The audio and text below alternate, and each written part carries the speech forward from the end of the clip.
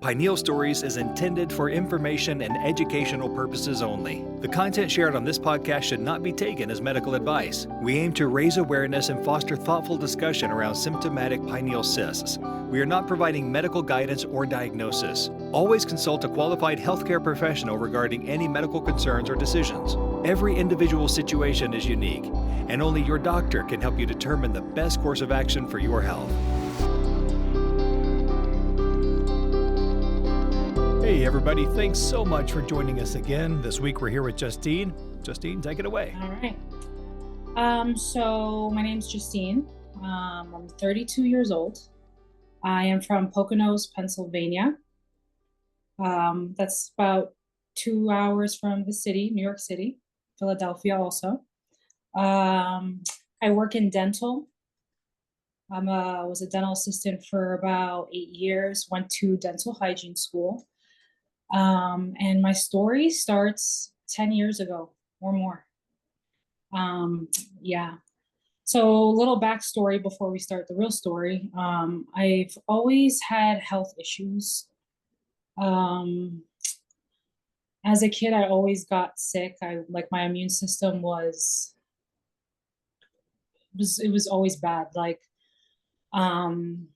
I would get the flu really easily. I would get pneumonia really easily. I was always sick. And then I started developing in my late teens hormonal and fertility issues. I was told that I would never be able to have children at a young age because I never had a menstrual cycle on my own. And then I started developing severe anxiety at about 17. And to this day, I still have it. So that's the health backstory. Now, 10 years ago, I had my first episode, and I call them episodes because they come and go. Good days and bad days. My husband's next to me, so if you see me looking over, he's just kind of nodding his head along. And bear with me because I'm nervous, and this is a lot. Oh, it's okay. And you'll see me gesturing to Kelly and nodding and doing the same stuff because anytime that we recognize something, we'll be like, mm-hmm. Yeah. So about 10 years ago, I was driving and I was in traffic, and the traffic lights pierced my eyes. It was the worst pain I ever experienced while driving. I had to pull over. And this was something that was new, never happened before. So I pulled over and I kind of just waited till it went away. At that point, before that happened, I've always had headaches. I remember at this point, I had a headache for about 20 to 30 days. And like I said, headaches were normal for me. They're part of everyday life. You become used to them. But then after that, I would say about a week later, I went to go see a movie in the movie theater, and I was having issues following the screen. My mind and my eyes were not matching up was the only way I could describe it. So I went to my doctor, and another issue I've always had was my weight.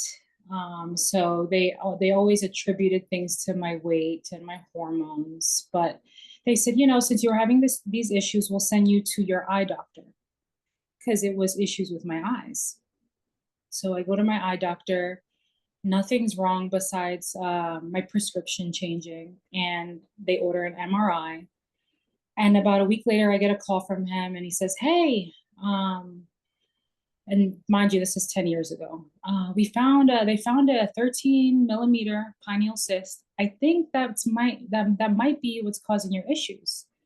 So I'm freaking out because I'm like, what the heck is that? You hear that in the brain. And I get a referral to a neurology, and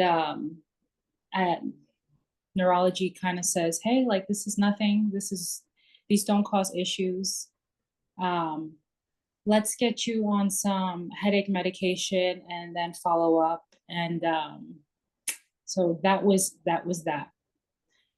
And then it was still foreign to me, that word pineal cyst, brain. So at that point, I kind of started searching, did my Google searching. And at this time, I'm under my dad's health insurance, which is good health insurance. My dad worked for the United Nations for a while. So I was able to see doctors. I saw a couple in New York. One specifically, one neurologist was in NYU Langone, and she assured me and my parents that it was nothing. This cyst was not causing any of my issues, and that was closing the door to that doctor. Go to a doctor in Long Island, New York.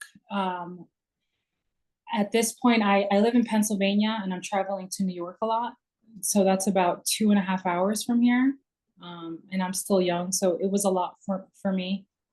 And my dad has MS. So I felt like a lot of times I was going to these neurologists and they were looking for MS. I went to the neurologist in Long Island and they did a spinal tap on me.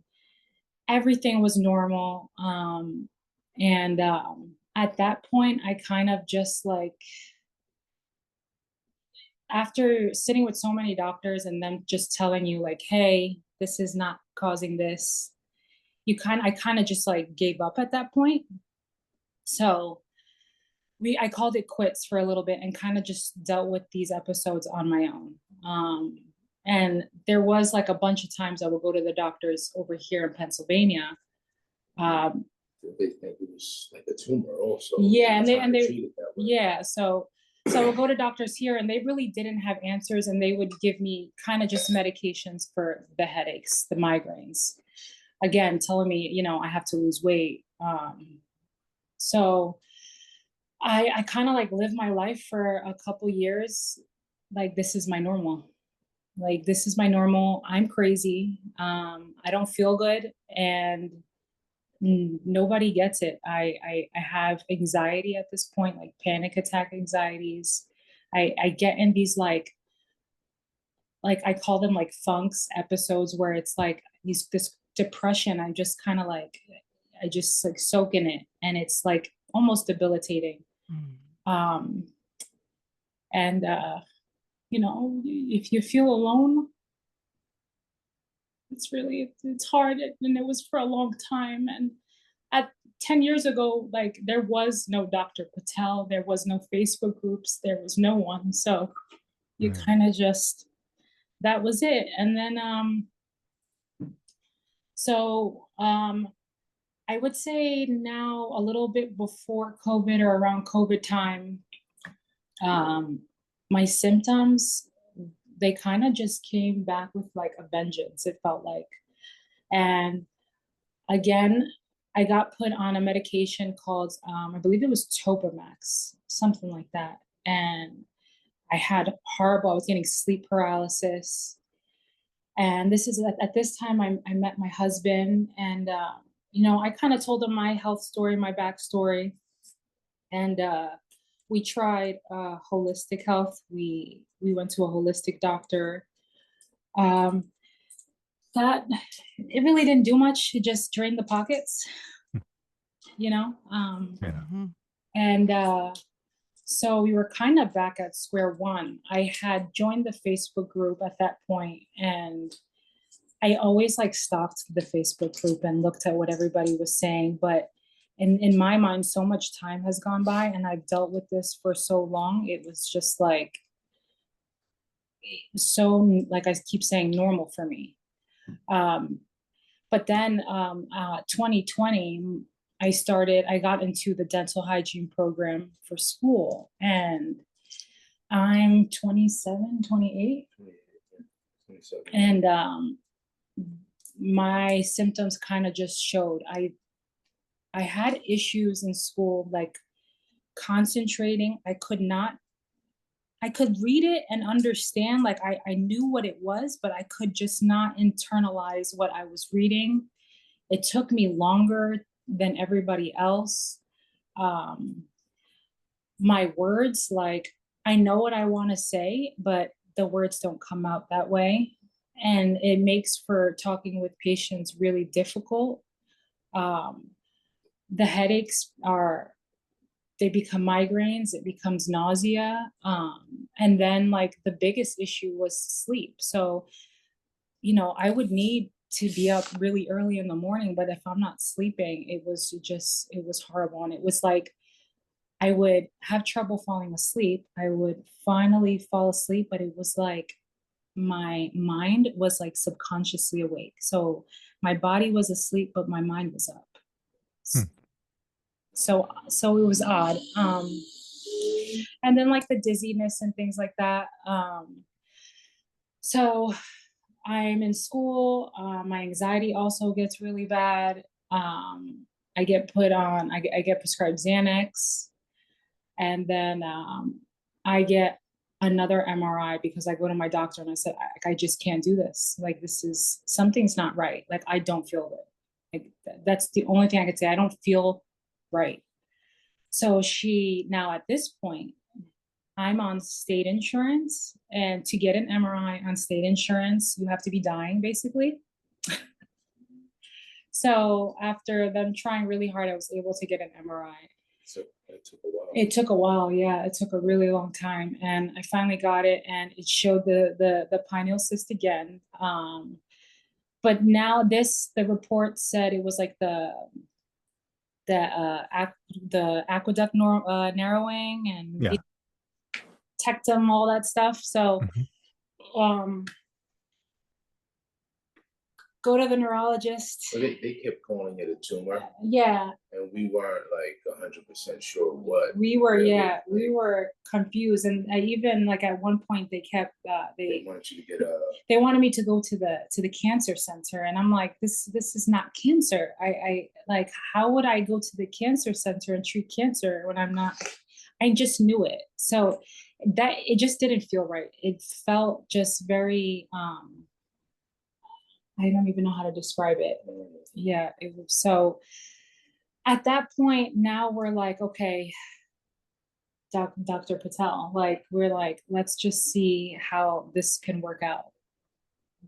So my husband owns a business. I'm on state insurance, so I have to graduate and I have to get a job and I have to get insurance in order to see. And we weren't married yet at the time. So by the skin of my teeth, I graduate. I don't know how I did it. Like, fake it till you make it was the motto of my life. It's just, yeah. So I finished school. Long story short, I had this huge exam I had to take, like a boards exam. To this day, I still haven't taken it. I graduated in 2023. Yeah. 2023, 2024. And I was not able to even like take that test because up here, it just, nothing registered. So while I graduated hygiene school, I don't have the credentials of a dental hygienist, which you need to practice. So that was just a huge blow. Like, it destroyed me. So another reason why we were seeking help elsewhere. So I ended up getting a job after school, not doing what I want to do, but at this point I kind of have to eat it. And then I have to wait, the 3-month period at work. And now my job is a commute, which is awful. It is like playing Russian roulette every morning. Driving, I don't even know how to describe it. It's like my heart races. It takes me a long time to make decisions on the road, so I have to be extra cautious. I have to take my time. But where we live is like a smaller town, and where I work is like almost like a bigger city. So I kind of had to look for work over there. But anyway, I'm working. I drive. It sucks. To this day, it does. But I'm only working 3 days a week. And luckily, my boss was able to give me health insurance because she kind of heard what was going on. And she's like, I'll help you. So That's awesome. yeah. So I have health insurance, and actually rewinding, before I had health insurance, sorry to mess up the flow, but I heard of Dr. Patel through the Facebook page, and there was a patient, her name was Ashlyn Jones. She had a surgery with Dr. Patel, and she said, and I would talk to her a lot, and I told her my issues with my insurance before I got my job, and she said, try this website. So it was the BICMD website. I don't know if you guys have ever heard of that. Mm-mm. So basically, it's like a third-party medical website where you can meet with doctors, like via video call. So we paid almost $1,000 to have an appointment with Dr. Patel over like a video call like this. And that's when we first spoke to Dr. Patel. Yeah. So we were like that desperate at this point. So we spoke to him on like Zoom, and that video call changed like everything. It was like I was talking to myself, and his calmness, his demeanor, he was just explaining my symptoms. He even went to explaining some of like my hormone issues and fertility issues and how all of those things could be related, because even in the midst of all this, my weight had become such a topic of my issues as far as the doctors over here, that they suggested gastric bypass surgery, which I did end up getting. Did I necessarily need it? No. You have PCOS also, and they said that you were like pre-diabetic. Yeah, so it's just been like a mess. So we meet him on that website. So for anyone listening, if you have insurance issues, there is that website, BICMD, where you can schedule an appointment with Dr. Patel, or with any doctor. So at that point, I wasn't a patient of his yet. So we had to go to South Carolina. We had to send all of. Yeah, we had to send him all of my medical MRIs before. Yeah, we had to send him literally everything. So I sent him everything, and we kind of waited for the insurance to kick in, and we saw him in May, May, for the first time. And okay. Yeah, so we flew down there on a Thursday night, and we saw him Friday morning, and we went back home Friday afternoon. So it was a quick trip, but when I met him, it was I think it was very validating for you. Yeah, it was. Yeah, it was like he like started asking me what my symptoms were, and I didn't finish. He did, and I didn't even have to speak. Mm-hmm. Right. He was like, do you have issues driving? And I'm like, yes. Like I had gotten into a car accident, like a couple. What was it? Like a couple last summer. I have issues driving. My anxiety, my headaches, the nausea, my words, they slur. I feel dumb, and I hate to say that because I know I'm not dumb, but just it's like. Yeah, you get these little hiccups. Yeah, I'll get hiccups even when I'm talking or trying to explain myself, and that's why I was even nervous to talk on here, because it's like, how do I get this whole story out without messing it up? I understand. So yeah, it was very validating, and then he told me I was a candidate for surgery, and now we're just in the process of preparing for that. I'm gonna go for surgery in January. Okay.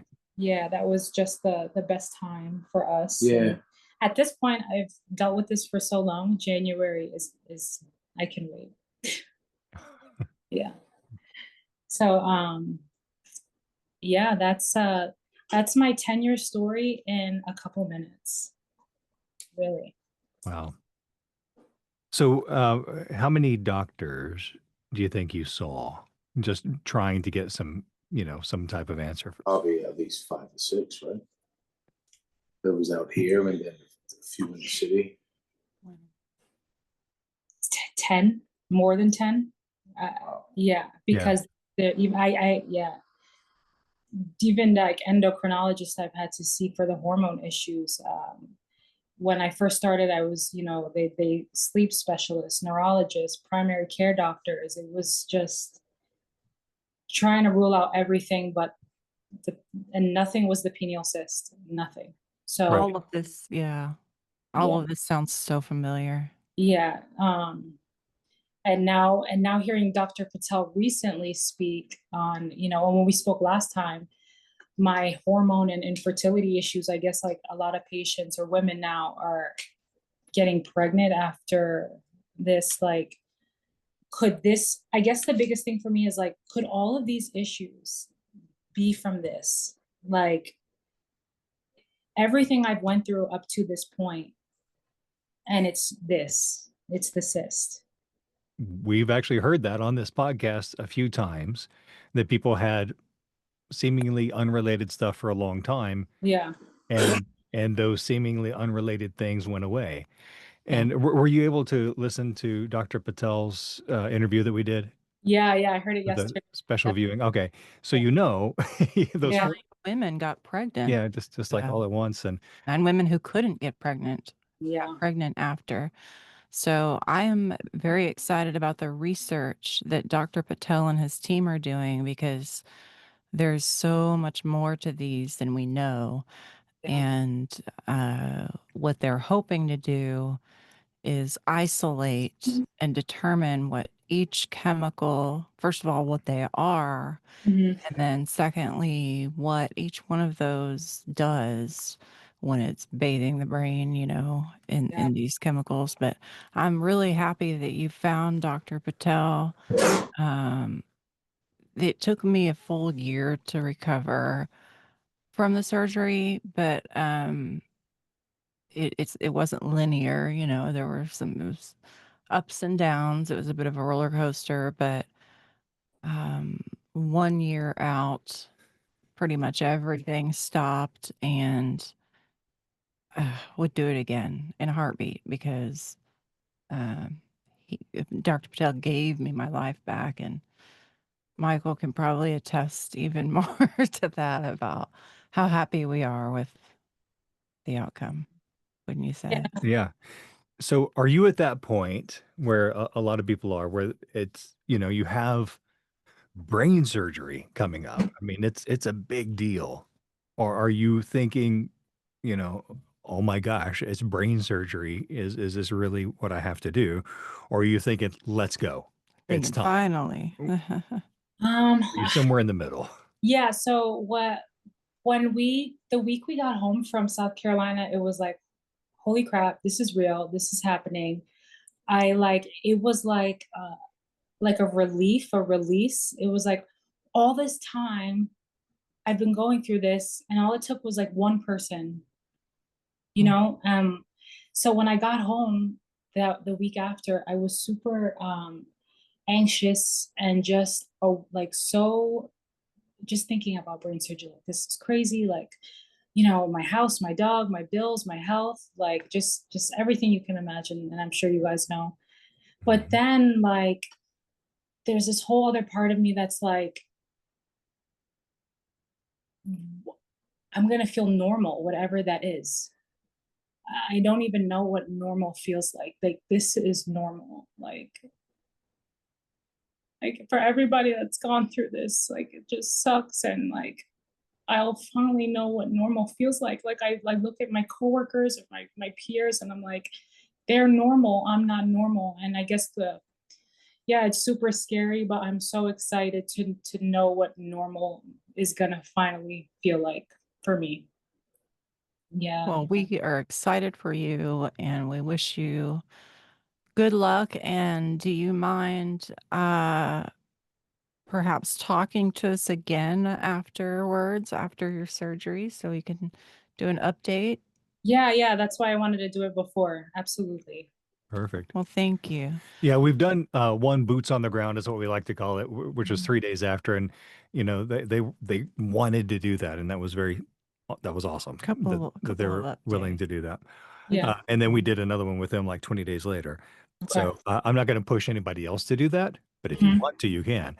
Okay. Otherwise, let's say, February, March, since you're Mhm.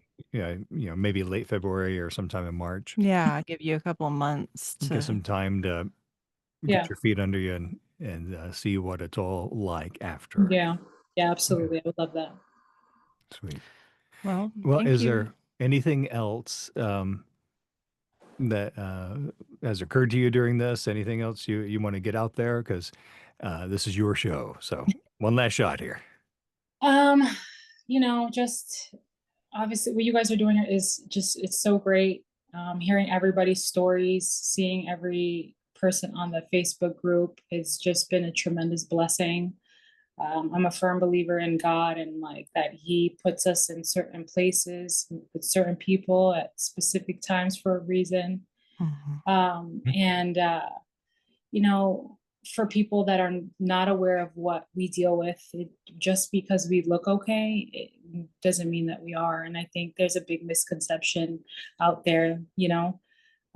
even I go to work and I'm struggling every single day. And I need to take breaks in the bathroom in a minute and nobody has an idea of what I go through besides my husband. And that's why I wanted him to even be with me here, because if it wasn't for him, I wouldn't have gotten this far. And it's always that little village, Right. that I feels don't good. know if you got a chance to listen to our story, the first 2 Oh, episodes. definitely. Yeah. Yeah. Oh, good. Okay, because I Yeah. was gonna say, y'all, and when I say y'all, I mean the people that listen to this learned at the same time as our absolute closest family and friends the real truth of what we are going through. So when you're talking about that loneliness and that feeling of nobody understands, it's so true. Um, because how do you explain that? You can look a certain way and there's no way to see what's really going on Yeah. behind that. And Yeah. yeah, I think that I think that even Dr. Patel was a little surprised over kind of how severe it got because Hmm. it's embarrassing to talk about, and Yeah. Yeah. um, People, even my family, like, they're great, but they have no idea. Right. yeah, Everybody thinks it's just she has a headache again, and it's, yeah. oh, honey, no, it's so much more than that. But, it's, I guess, Well, our journey. thank you both for being here. I'm gonna come around and say hello real quick as we or after we wrap up. Hey, we have the same barber. Hey, that's right. And I'm a barber also. Oh, sweet. Yeah. Mr. Gillette, is that your guy or is that? Yeah. Yeah, thank I you think what you guys. guys are doing are great, and the awareness that could come of all this, I think it's awesome. Yeah. Appreciate that. We don't know you, but we love you. Well, thanks. Well, we really appreciate y'all both being here, and like you, there's no way I could have gone through this without him Yeah. here. I mean, Yeah. I wasn't even towards the end able to really take care of myself. It was almost like he had a person with dementia that he was taking care of. Yeah. Yeah. Yeah, it Um, was something. So, yeah, for us right now, if we're looking for worst case scenario, we point to ourselves. But we know we're not. We know there's Yeah. people out there that have had way worse than what we have dealt with.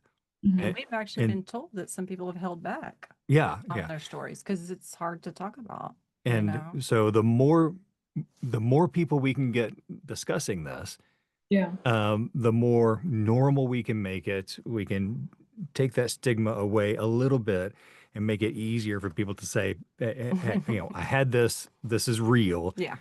And we had. I've said a few times in previous recordings that aren't out yet. I don't. Mhm. I don't think it was any of these, but that I feel like science is being underserved because the whole point of science is to prove eventually a well-known hypothesis wrong. And in doing Yeah. so, you move all of science forward. All of humanity moves forward that way. And so to me, that's the way I'm looking at it. But then Patel, during that interview with him, he said, well, you have to look at what, objective versus subjective, and kind of Talked about the blood pressure put the thing and kibosh on my idea of how that works. And so that's Yep. good, because now I've learned something. So, he made a good point with the essential oh high yeah, blood the pressure essential high thing. blood Blood pressure pressure, was yeah. mind blowing, Yeah. because we all know now. And Yeah. in the future, people will all know about this. Yeah. So we're just not there yet. Amazing. I won't be here on this earth to see it happen. Yes, but you will. oh, Well, we're going to go kicking and screaming with this thing. one day, I have no doubt that one day they will have like a shot or a Yeah. 10-course pill or something Yep. that works for people. And one day, the general consensus is going to be, when you hear that somebody has a pineal cyst, you're going to know, oh, well, those can be disastrous. You're not Yep. going to automatically assume, well, that's doesn't cause anything. Take your 10 days worth of cyst away pills and you're done. That's the plan. So, Yeah. all right. Well, Oh, thanks you. Thank you very much. And, Yeah, you guys are tremendous, really. oh, thank you very much. We We appreciate it. yeah. We don't necessarily feel it, but we yeah, appreciate we it. really appreciate it. And it was, I it's think, a I neat think it road. helps more than you guys realize. Well, thank you. Thanks for listening to this episode of Pineal Stories, where patient voices matter and real stories have the power to drive change. If you or someone you love is living with a symptomatic pineal cyst, know that you are not alone. Our community is growing, and your experience matters. Share your story, connect with others, and help us push the medical conversation forward. Visit pinealstories.com to explore more stories, submit your own, and stay connected. And if you found this episode meaningful, please consider leaving a review and sharing it with someone who needs to hear it. Until next time, stay strong, stay informed, and keep speaking up. This is Michael Abels with my wife Kelly, and you've been listening to Pineal Stories. Thanks, y'all.